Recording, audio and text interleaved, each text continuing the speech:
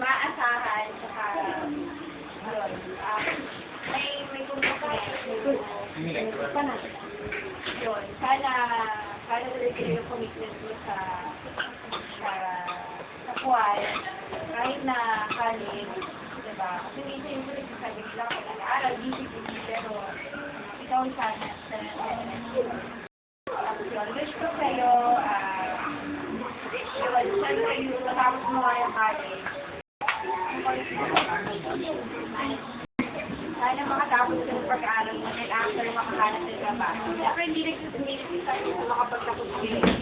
Maganda makahanap ng magandang trabaho. Dahil sa tumatong maayos na sa amin at saka good health. Yes. Yun na. Salamat po. Picture.